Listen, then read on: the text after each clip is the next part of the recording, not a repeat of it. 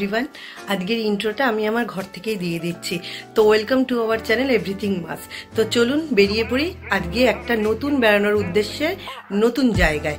আমরা যাচ্ছি গ্যাংটক, সিকিম। তো আমাদের যাত্রা আমার এই ঘর থেকে শুরু করছি। তো চলুন আমাদের যাত্রা শুরু হলো বাড়ি থেকে। তখন বাজে ভোর 4টে, আর আমরা শুরু করলাম আমাদের যাত্রা এই 4 চাকা গাড়ির মধ্যে দিয়ে। আমরা টাকি রোড হয়ে চলে যাব এয়ারপোর্টের পিছন দিয়ে এয়ারপোর্টে। আমরা আমাদের যাত্রা শুরু করলাম 2024 2রা মার্চ থেকে এবং ফিরব 5ই মার্চ। আর এই শীতকালের মধ্যরাতে, মানে মধ্যরাত বলতে ভোর 4টে আর কি, তখন গাড়িতে উঠে এই পুরো সকালটাই আমাদের চলে গেল গাড়ির মধ্যে। আর দেখুন, এই যে ভোর হওয়াটা, শীতের ভোর সচরাচর দেখা হয় না, কিন্তু এই আজকে আমরা একটা জায়গায় বেড়াতে যাচ্ছি বলে এই শীতের ভোরটা দেখতে পেলাম, ভালোই লাগলো। কথা বলতে বলতে চলে আসলাম দমদম এয়ারপোর্টে। আর আমরা যাচ্ছি এয়ার ইন্ডিয়া এক্সপ্রেসে। আর আমাদের ফ্লাইটটা হচ্ছে 10টা 25 এবং আমরা নামবো 11টা, মানে মোটামুটি 1 ঘন্টা লাগে।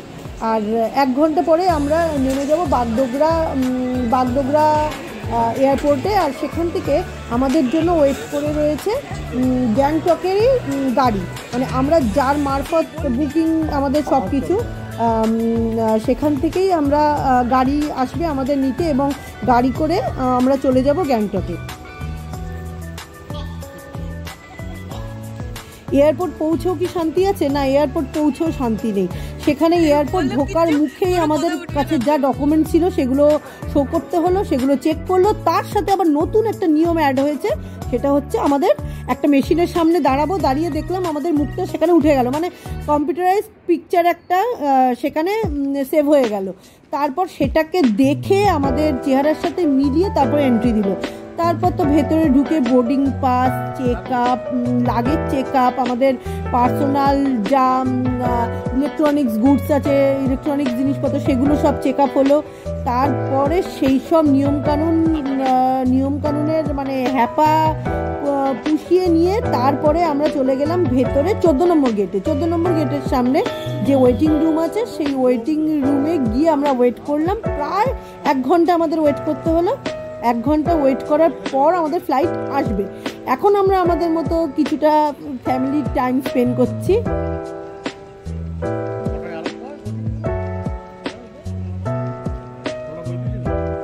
অনেকটা টাইম কাটানোর পর সময় আমাদের চলে আসলো ফ্লাইটে ওঠার। এবার আমরা 14 নম্বর গেট দিয়ে অ্যারো ব্রিজ ক্রস করে চলে যাব প্লেনের মধ্যে। নতুন একটা এক্সাইটমেন্ট কাজ করছে, নতুন একটা যাওয়ার আনন্দ, নতুন জায়গা দেখার আনন্দ, সেখান থেকে কিছু জানার, কিছু শেখার আনন্দ, সব মিলিয়ে দারুণ একটা এক্সাইটমেন্ট কাজ করছে। তো বাই বাই করতে করতে আমরা সবাই মিলে চলে গেলাম। তো আমরা গেছিলাম 6 জন, আমি, আমার হাজব্যান্ড, আমার ছেলে এবং তার সাথে আমার ননদ, নন্দাই এবং তাদের মিষ্টি একটা মেয়ে। আমরা এই মোট 6 জন, আমাদের টিমটা ছিল 6 জনের টিম।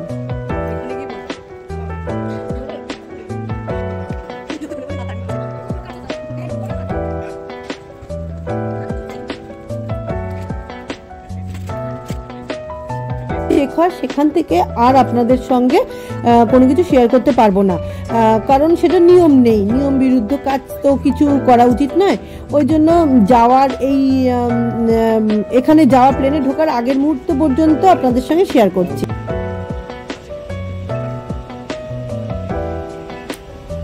আমরা যে এয়ারক্রাফট করে যাচ্ছি এটা হচ্ছে এয়ার ইন্ডিয়া এক্সপ্রেসের। এটা এয়ার ইন্ডিয়ারই একটি অংশ এবং এটা এখন টাটা গ্রুপ নিয়েছে এবং এর যে সিটগুলো কিন্তু ইন্ডিগোর থেকে কমফোর্টেবল, কিন্তু এরা একই এয়ারক্রাফট ব্যবহার করে, মানে এয়ারবাস A320 ব্যবহার করে, কিন্তু সিটগুলো অনেক কমফোর্টেবল এবং লেগ স্পেসটা বেশি। 180 জন মতন এরা নেয় একবারে ফ্লাইটে, এবং এটা এখন টাটা গ্রুপ ওন করছে। এবং যার জন্য, কিন্তু এর আগে যে আমরা ইন্ডিগোতে অনেকবার চড়েছি, ইন্ডিগোর এটা লেগ স্পেসটা অনেক কম, কারণ ওরা 200-র ওপর যাত্রী বহন করে একই একটা প্লেনে। সেদিকে এয়ার ইন্ডিয়া এক্সপ্রেস অনেক ভালো, এবং কিন্তু এই ফ্লাইটগুলো এখনও পর্যন্ত কমপ্লিট করিনি, অনলি লাল রং রেখে দিয়েছে। মানে এয়ার এশিয়ার যে পুরনো যে এয়ারক্রাফটগুলো ছিল তার উপর এখন লাল রং লাগিয়েছে, এরপরে হয়তো লিখবে। কারণ টাটা গ্রুপ কী করেছে, তিনটে এয়ারলাইন্সকে মার্চ করিয়ে দিয়েছে। নিয়ে দুটো এয়ারলাইন্স হয়েছে, মোট 4টে থেকে 2টো হয়েছে। তার মধ্যে কি AIX আর হচ্ছে এয়ার এশিয়া কম করে এয়ার ইন্ডিয়া এক্সপ্রেস করেছে, লো কস্ট এয়ারলাইন্স। তা চলছি এই, আমরা এখন ওই ফ্লাই আরম্ভ করেছি, এবার টেক অফ হবে। এই অর্জুন এই টেক অফ দৃশ্যটা পুরো তুলেছে, আর তুলেছে জানলার ধারে বসে। দেখুন এইভাবে এটা টেক অফ করছে, এখন টেক অফ হয়নি, চলছে এখন। এবং এই দেখুন এইবার টেক আপটা হচ্ছে, এবং ঝাঁকুনিটা মোটামুটি কম এবং খারাপ হয়নি, অনেক ঝাঁকুনি কমই লেগেছে।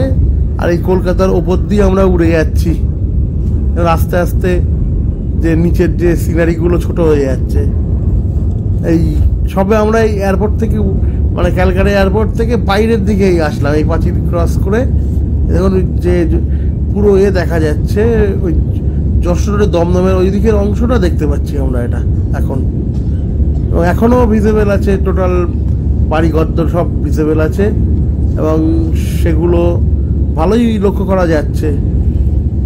এবং এইভাবে আমরা আস্তে আস্তে 36,000 ফুট পর্যন্ত উঁচুতে উঠে গেলাম, এবং সবাই আমরা সিট বেল্ট খুলে ফেললাম, এবং আমরা যেতে লাগলাম, যাত্রী উপভোগ করতে লাগলাম।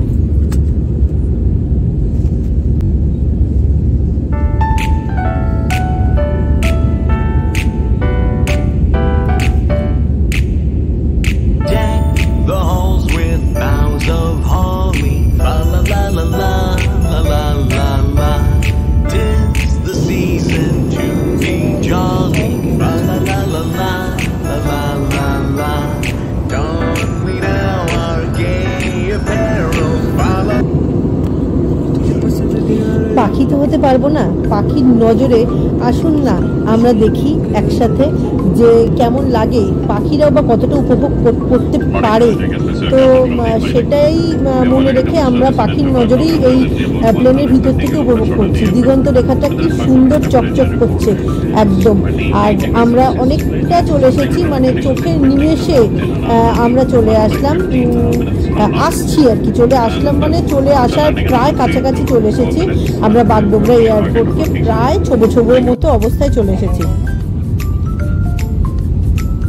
বাড়ি ব্যাস, ওপর থেকে নিচের বাড়িঘর তো দেখা গেল, মানে আমার মনটা শান্তি। যতইবার ট্রেনে উঠি না কেন, তবু ওই একদম মেঘের মধ্যে থাকলে বুকটা যেন কেমন দুরু করতে থাকে। এই মাটি দেখে ফেলেছি, এবার মনটা শান্তি যে এবার নামবো। তো প্রায় নামার কাছাকাছি চলে এসেছি, আর কিছুক্ষণের মধ্যেই আমরা বাগডোগরা এয়ারপোর্টটাকে ছুঁয়ে ফেলবো, মানে পৌঁছে যাবো আর কি। তারপর সেখান থেকে শুরু হবে আমাদের ভ্রমণের ফার্স্ট ডে। আমাদের জন্য আশা করি গাড়ি ওয়েট করছে। আমরা দেখুন আপনারা, আমরা মানে ল্যান্ড করার সময় হয়ে এসেছে। আস্তে আস্তে আস্তে আস্তে প্লেনটা কি সুন্দর নিচু হচ্ছে, এবং আস্তে আস্তে বাগডোগরার মাটি ছুঁয়ে ফেলছে। তো যাই হোক, মনের ভিতরে একটা আলাদাই তৃপ্তি। ব্যাস, আর কোনো ঝামেলা নেই, এবার আমরা পৌঁছে গেছি। মানে এটা একটা কি বলবো, যতই যাই না কেন মনের ভিতর ভয়টা থেকেই যায়। যাই হোক, আমার মতো এরকম নিশ্চয়ই অনেকেই ভয় পান, তবুও তারা বারবার ওঠেন। আমরাও আবার উঠবো কোনো না কোনো সময়, কিন্তু ভয় থেকে যাবেই যতবারই উঠি না কেন।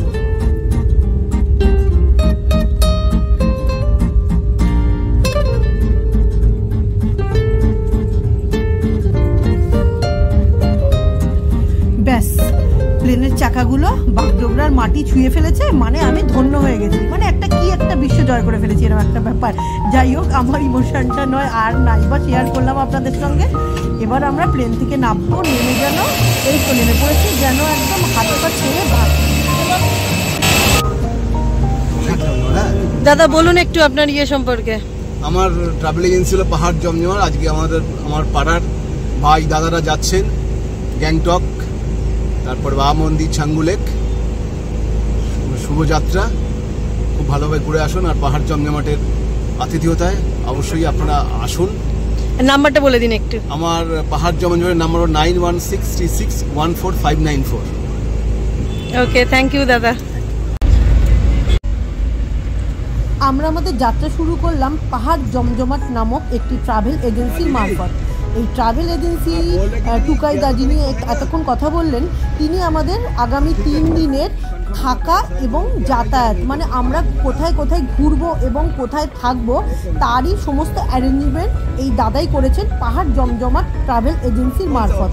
তো আসুন আমরা ফার্স্ট টাইম আমরা উপভোগ করতে চলেছি যে কেমন ঘুরবো কেমন থাকবো, আর খাওয়াটা আমাদের নিজেদেরই, আমরা কোথায় কখন খাবো সেটা তো আর আমরাই ঠিক করবো, কারণ আমরা কোথায় কখন থাকবো সেটা জানি না। তো আমরা এখন যাচ্ছি বাগডোগরা আর শিলিগুড়ির মধ্যে রাস্তা দিয়ে শিলিগুড়ির দিকে যাচ্ছি। আমরা গ্যাংটক পৌঁছাতে প্রায় 4 ঘন্টা লেগে যাবে, তার মধ্যেই আমাদের ব্রেকফাস্ট এবং লাঞ্চ দুটোই মনে হচ্ছে আমাদের এই গাড়ি চলতে চলতেই কোথাও কোথাও থেমে আমাদের দুটোই করে নিতে হবে। তো কখন পৌঁছাচ্ছে সেটা চলুন আস্তে আস্তে আপনাদের শেয়ার করছি।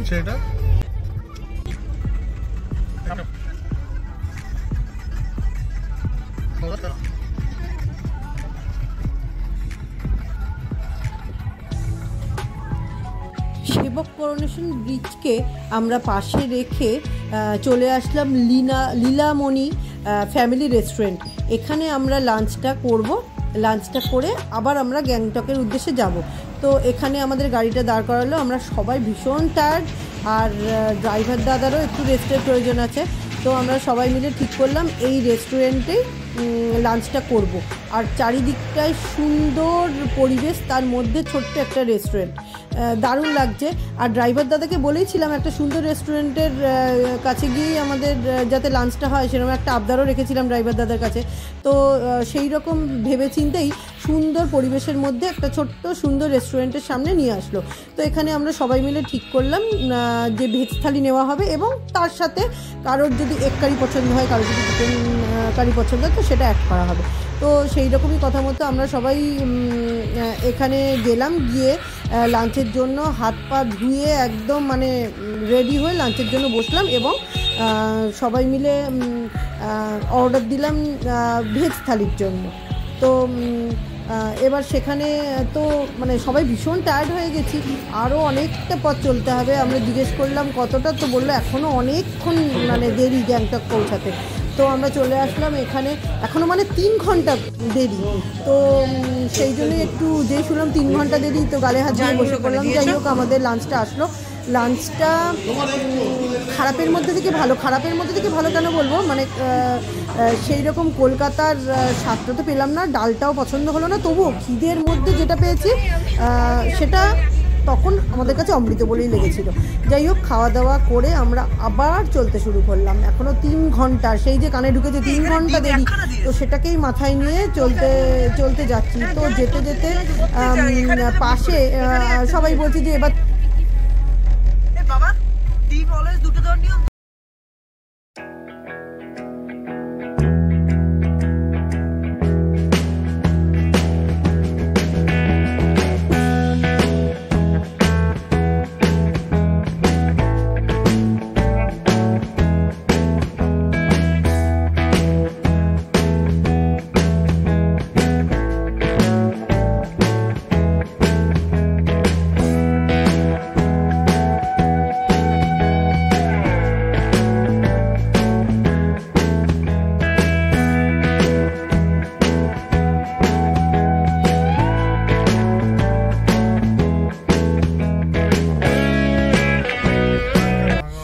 এই তিস্তার ধার দিয়ে আগেও এসেছি, আগে 2-3 বার এসেছি, কিন্তু তিস্তার এইরকম মানে ভগ্নদশার রূপ দেখিনি।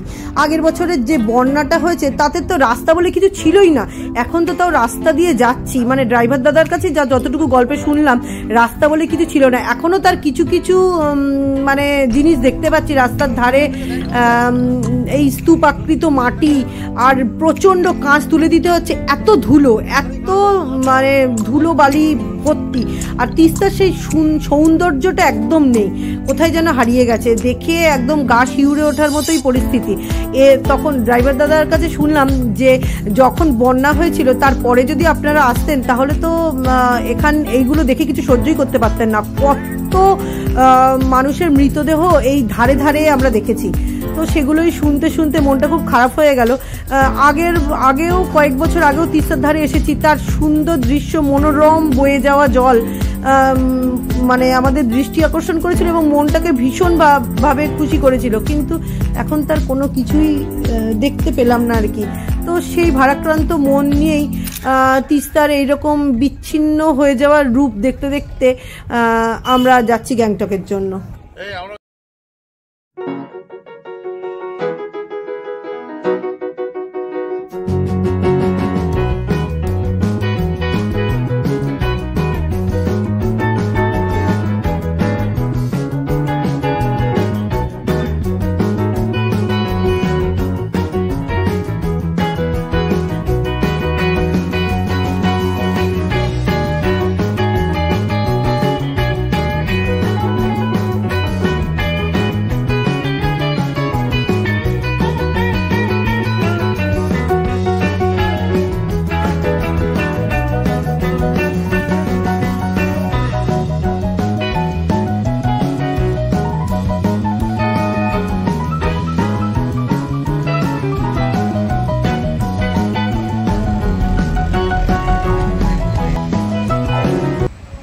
দেখতে দেখতে রংপুর চলে আসলো।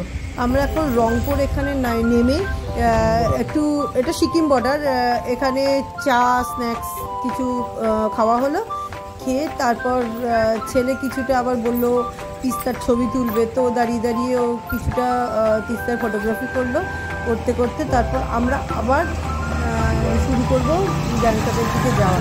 প্রায় অনেকটাই চলে এসেছি আমরা। সিকিম বর্ডারে মনে হচ্ছে ঢুকে গেছি। হ্যাঁ, আমরা সিকিম বর্ডারে ঢুকে গেছি।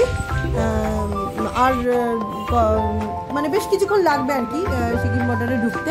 তো তিস্তার এই যে তিস্তার কিছুটা, ও বললো আমি তিস্তার কিছুটা ছবি তুলবো বলে তিস্তার কিছুটা ছবি সেগুলোকে এখানে অ্যাড করে দেওয়া হলো।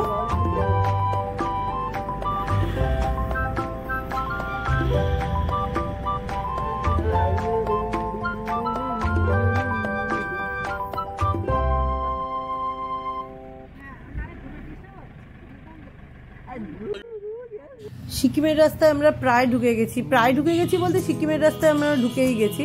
তো আর কিছুক্ষণের মধ্যেই আমরা পৌঁছে যাব। তো আমরা এই মুহূর্তে চোখে মুখে আমাদের ভীষণ টায়ার্ডনেস কাজ করছে, আর পাচ্ছি না, মানে প্রচণ্ড কষ্ট হচ্ছে আর কি। তো ফ্লাইটে 1 ঘন্টায় চলে আসলেও বাগডোগরা থেকে এই সিকিম জার্নিটা প্রচণ্ড টাফ ছিল। টাফ মানে অনেকেই বলবে গাড়িতে করে যাচ্ছ আবার টাফ কিসের, কিন্তু এই পাহাড়ি রাস্তা প্রত্যেকটা ব্যাকে ব্যাকে যে কি পরিমাণ মানে গাটা গুলিয়ে ওঠে সেটা শুধুমাত্র যারা যায় তারাই বলে, বোঝে আর কি। তো চলে আসলাম আমাদের ডেস্টিনেশন, আমাদের এই হোটেল ব্যাম্বোগ্রো হোটেল। তো চারিদিকটা বাঁশ গাছ দিয়ে ঢাকা, দারুণ একটা হরর ব্যাপার রয়েছে। ভীষণ কষ্ট হচ্ছে, জাস্ট এসে পৌঁছালাম। আর পৌঁছেই অগোছালো হওয়ার আগে রুম ট্যুরটা আপনাদের একটু দিয়ে দিই।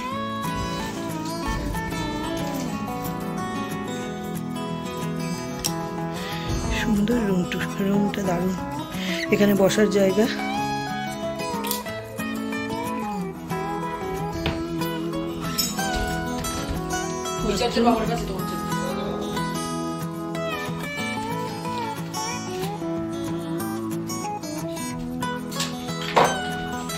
সামনে ব্যালকনি দিয়ে। তো হোটেলে এসে কিছুটা ফ্রেশ হয়ে তো বেড়াতে এসেছি, মানে মনের ভিতরে একটা আনন্দ তো থাকেই। তো সেই আনন্দের জন্য আবার বেরিয়ে পড়লাম ছোট্ট করে রাতের একটুখানি জাস্ট সিকিমটা দেখবো বলে এটা চলে আসলাম। এটা হচ্ছে এমজি মার্গ। যেমন দার্জিলিংয়ে ম্যাল রোড হয় সেরকম এটাও সিকিমের গ্যাংটকের ম্যাল রোড।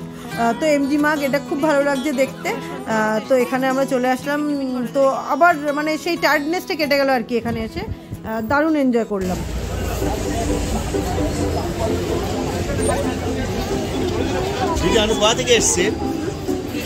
আমি কলকাতা থেকে এসেছি।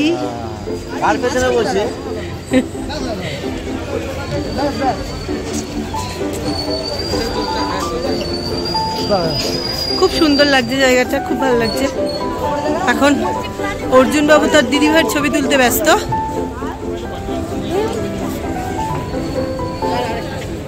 আর এদিকে এক ভাই তার দিদির ছবি তুলতে ব্যস্ত। দুদিকে 2 ভাই তার দিদির ছবি তুলতে ব্যস্ত। আমি একা আমার ছবি তুলছি।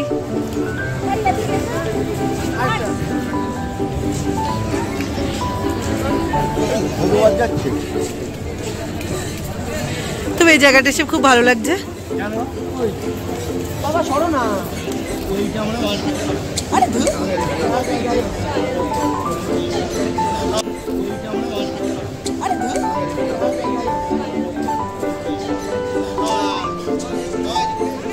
কি সুন্দর সুন্দর ফুল হয়ে রয়েছে, দেখুন ফুল গাছের টব। খুব ভালো লাগছে। হোটেলে এসে যে ক্লান্তিটা ছিল সেটা প্রায় অনেকটাই দূর হয়ে গেল। কি সুন্দর সুন্দর ফুল দেখুন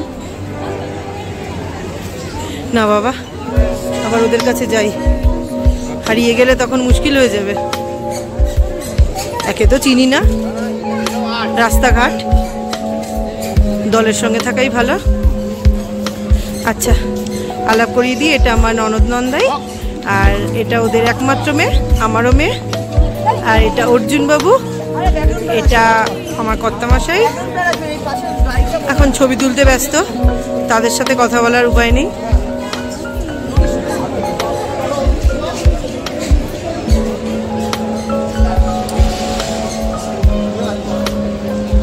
কি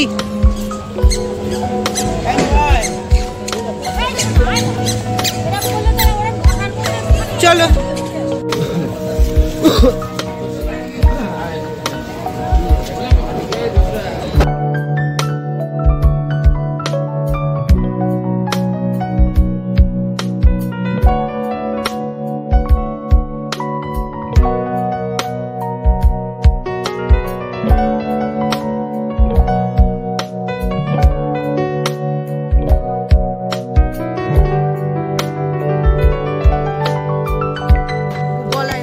তো মার্কেটটা দেখতে দেখতেই আজকে আমাদের এই এতটাই, আমাদের ব্লগটা এতটাই রাখলাম। তো আমাদের এই ব্লগে থাকলো টাকি থেকে পুরো গ্যাংটক জার্নি। আপনাদের আপনাদের যদি ভালো লেগে থাকে তো তাহলে লাইক কমেন্ট শেয়ার করবেন। আর পরবর্তী আরও অনেক সুন্দর সুন্দর ব্লগ আসবে। আর আজকের এই জার্নিটা আপনাদের কেমন লাগলো অবশ্যই জানাবেন। তো আমাদের সঙ্গে থাকবেন, পাশে থাকবেন। আমাদের এই চ্যানেলটাকে ভালো লাগলে সাবস্ক্রাইব করবেন এবং পাশে থেকে